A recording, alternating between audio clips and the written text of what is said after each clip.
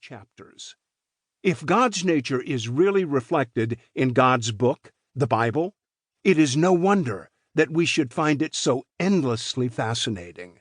And it is no surprise that studying it repays any amount of effort.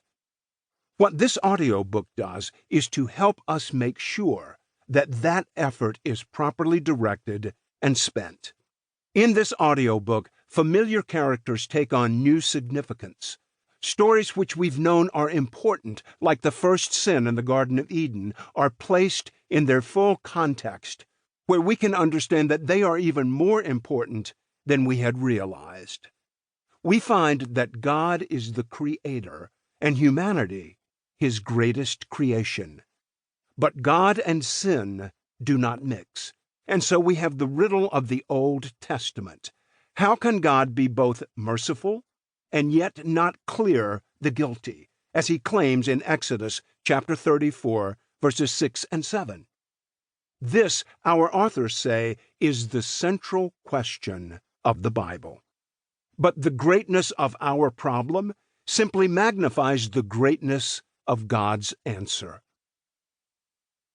Here we come to understand the story of Noah as not only the story of a man in a boat, but also an extension of God's covenant with Adam. To Abraham, God symbolizes with a smoking firepot and a blazing torch that he himself will fulfill his own covenant with Abraham. What can this mean? These authors carefully trace the storyline of God's grace, always pausing to look back and then turning to point ahead in the biblical narrative, showing us how one person relates to the next, how this event foreshadows that. We relish the irony of God's providence as Pharaoh adopts as a grandson one of the very boys he ordered to be killed. We are heartened by previews of heaven, like the one we get in Joshua chapter 21. I could go on, but I'd rather you enjoy learning more about David and the prophets, and Jesus and the church, and the book of Revelation from the words to come. I already know of one way I hope to use this audiobook, helping me to think about how to lead the congregation that I serve in prayers of praise as we focus on this theme or that in the character of God.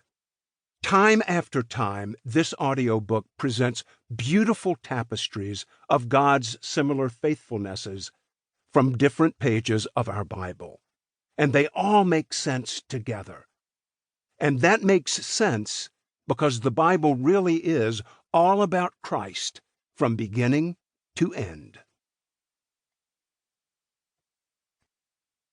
Introduction. Getting the story straight. Both of us were typical boys growing up. We liked to take things apart and discover how they worked. In grade school, we took apart our calculators, fascinated to discover what made them tick. But when we broke open the cover, we discovered nothing but a confusing mess. The casing and the soft sheet of buttons made sense to us, but everything else looked like the pieces of a jigsaw puzzle. And there was no apparent connection between microchips and the math on our screens. Eventually, we gave up opening calculators and trying to decipher their inner workings. Figuring them out was for the smarter people. Maybe you feel the same way about the Bible.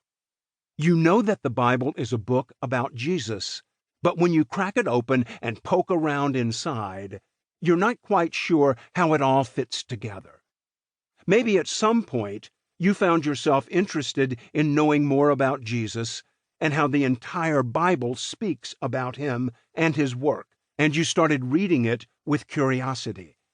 But then a few chapters into the book of Leviticus, perhaps you lost heart. The Bible's many seemingly disconnected characters, events, and places, not to mention its many pages, wore down your interest. You expected to comprehend what you read, but it just didn't happen. You closed the book, opening it only occasionally to read a verse or to follow along with the pastor on Sunday morning.